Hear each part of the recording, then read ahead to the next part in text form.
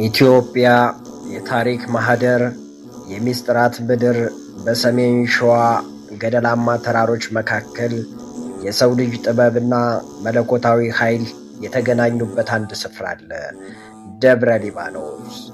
ይህ ስፍራ ተራ ገዳም ሳይሆን ድንቅ የሀገር ምሰሶ፣ የሰማዕታት ደም የፈሰሰበት መሬትና የኢትዮጵያ ስውር ታሪኮች መቋጠሪያ ነው።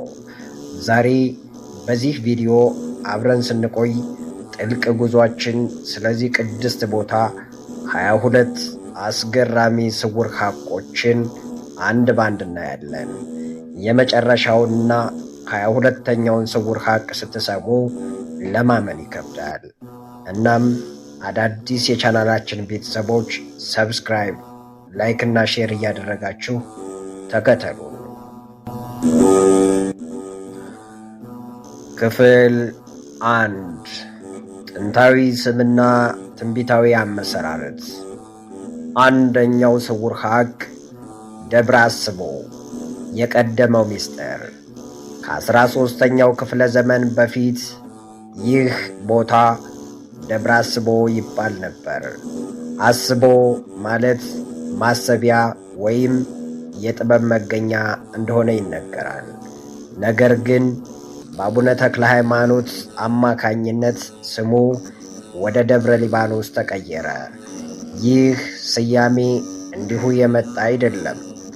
በመጽሐፍ ቅዱስ ውስጥ የሊባኖስ ተራራ የጥንካሬና የንጽሕና ምልክት እንደሆነ ሁሉ ይህ ገዳምም የኢትዮጵያ የቅድስና ተራራ እንደሚሆን በትንቢት ተነግሮ ነበር።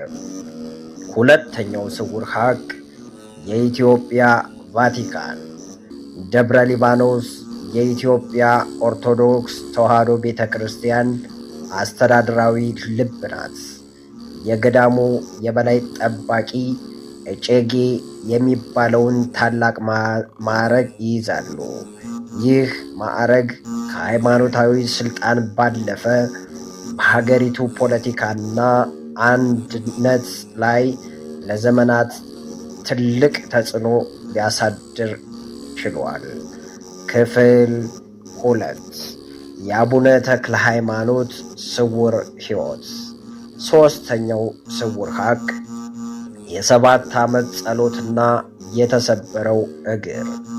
ጻዲቁ አቡነ ተክለ ሃይማኖት ለ7 ዓመታት በአንድ እግራቸው ቆመው ወደ ፈጣሪ ሲማጸኑ እግራቸው ተሰብሮ እንደወደቀ ይነገራል። ስውር ሐቁ ግን እዚህ ጋር ነው። ያ የተሰበረው እግር የት ደረሰ? አባቶች እንደሚሉት ያ እግር በክብር ተቀምጦ እስከ ዛሬ ድረስ ለገዳሙ በረከትና ጥበቃ ሆኖ ያገለግላል። አራተኛው ስውር ሐቅ 6ቱ ክንፎች ከመላእክት ጋር መመሳሰል። በቤተ ክርስቲያን ስዕላት ላይ ጻድቁ ባለ 6 ክንፍ ሆነው ይሳላሉ። ይህ ምሳሌያዊ ብቻ አይደለም። ጻድቁ የሥጋን ሕግ አሸንፈው እንደ መላእክት ሳይበሉ እና ሳይጠጡ በመኖራቸው መንፈሳዊ አካልን የመላበሳቸው ምስጢር መገለጫ ነው። 5ኛው ስውር ሐቅ የሌዊ ነገድ የዘር ግንድ። አቡነ ተክለ ሃይማኖት ከእስራኤላዊው የሌዊ ነገድ ከካህናት ወገን እንደሚመዘዙ የታሪክ ድርሳናት ይጠቅሳሉ። ይህ የዘር ግንድ ኢትዮጵያ ካላት ጥንታዊ የብሉይ ኪዳን ታሪክ ጋር የሚያቆራኛት ትልቅ ምስጢር ነው። ክፍል 3 ስነ ሕንፃና ከርሰ ምድራዊ ምስጢራት። 6ኛው ስውር ሐቅ የመስታወት ስዕላት ትንቢት።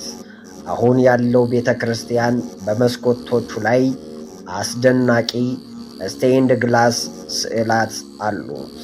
እነዚህ ስዕላት የተቀረጹት በውጭ ሀገር ባለሙያዎች ቢሆንም በውስጣቸው ግን የኢትዮጵያን የወደፊት ዕጣ ፈንታና መንፈሳዊ ድል የሚተነብዩ ስውር ምልክቶችን ይዘዋል። 7ኛው ስውር ሐቅ የመስቀል ቅርጻ ቅርጽ ሕንፃ። ሕንፃው በሰማይ በድሮን ሲታይ ፍጹም የሆነ የመስቀል ቅርጽ አለው። ይህ አሰራር የምድርና የሰማይ ግንኙነትን የሚያሳይ ሲሆን በሕንፃው ጥግ ላይ የተቀመጡ ድንጋዮችም የራሳቸው የጂኦሜትሪክ ምስጢር አላቸው። ስምንተኛው ስውር ሀቅ ምስጢራዊ ዋሻዎች።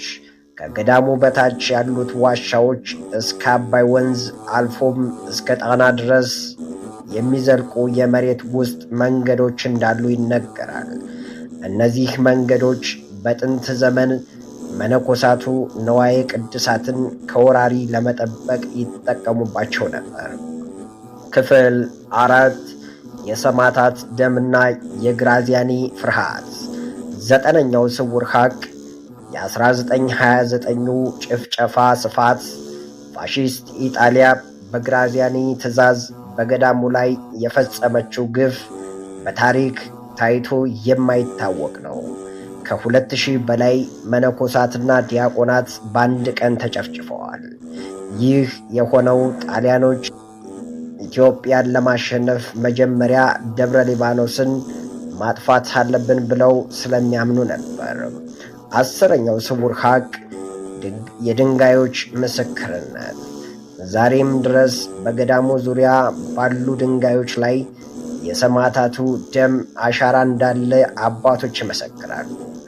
ይህ ደም የማይጠፋ የታሪክ ምስክር ሆኖ ይኖራል። 11ኛው ስውር ሀቅ የመንፈሳዊ ኃይል ፍርሃት። ግራዚያኒ ገዳሙን ያጠፋሁት መስሎት ነበር። ነገር ግን ከጭፍጨፋው በኋላ በጣሊያን ጦር ላይ የደረሰው ተከታታይ ሽንፈት በገዳሙ መነኮሳት ጸሎት እንደመጣ ታሪካዊ ሰነዶች ይጠቁማሉ። ክፍል 5 ታምረኛው ጸበልና ዋሻ። 12ኛው ስውር ሀቅ የማይነጥፈው ምንጭ። ከገደሉ ቋጥኝ የሚወጣው ጸበል በክረምትም በበጋም መጠኑ አይለወጥም። ይህ ውሃ ከየት እንደሚመጣ በሳይንሳዊ መንገድ ለማወቅ ቢሞከርም ምስጢሩ ግን ከመለኮታዊ ቃል ኪዳን ጋር የተያያዘ ነው። 13ኛው ስውር ሀቅ የጸጥታው ዋሻ። አቡነ ተክለ ሃይማኖት የጸለዩበት ዋሻ ውስጥ ያለው ጸጥታና ሰላም አስገራሚ ነው። እዚያ ውስጥ የገባ ሰው የዓለም ጫጫታ ሙሉ በሙሉ ይረሳዋል። 14ኛው ስውር ሀቅ የፈውስ ኃይል።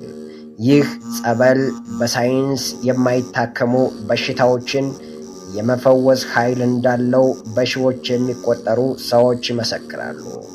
ክፍል 6 ስውራን ቅዱሳንና ባሕታውያን።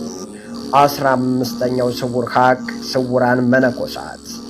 በደብረ ሊባኖስ ገደሎች ውስጥ ለማንም የማይታዩ ስውራን ቅዱሳን እንዳሉ ይታመናል። እነዚህ ቅዱሳን የሚታዩት ለተመረጡና መንፈሳዊ ዓይናቸው ለተከፈተ ሰዎች ብቻ ነው። 16ኛው ስውር ሀቅ የሌሊቱ ቅዳሴ። እኩለ ሌሊት ላይ በገዳሙ ዙሪያ እጅግ ማራኪ የሆኑ የዜማ ድምፆች ይሰማሉ። እነዚህ ድምፆች መነኮሳቱና መላእክቱ አብረው የሚያደርሱት ምስጋና እንደሆነ ይነገራል። 17ኛው ስውር ሀቅ መና ሰማያዊ ምግብ። በዋሻው ውስጥ ለዓመታት የሚዘጉ ባሕታውያን ምን ተመግበው ይኖራሉ? ጥያቄ ነው። ስውር ሀቁ መና የተባለ ሰማያዊ ምግብ እንደሚመገቡና በጸበል ብቻ እንደሚኖሩ ይታወቃል። 18ኛው ስውር ሀቅ አራዊት እንደ ዘበኛ። ጥንት በገዳሙ ዙሪያ አንበሶችና ነብሮች መነኮሳትን ይጠብቁ ነበር። ይህም የሰው ልጅ ከፈጣሪ ጋር ሲታረቅ ተፈጥሮም እንደምትታዘዝለት ማሳያ ነው። ክፍል 7 ዕውቀትና የወደፊት ትንቢት። 19ኛው ስውር ሀቅ የብራና መጻሕፍት ምስጢር። በገዳሙ ውስጥ በዓለም ላይ የሌሉ ስለ መድኃኒት ቅመማ፣ ስለ ከዋክብትና ስለ ጥንታዊ ታሪክ የሚናገሩ ምስጢራዊ የብራና መጻሕፍት ተደብቀው ይገኛሉ። 20ኛው ስውር ሀቅ የከዋክብት ጥናት።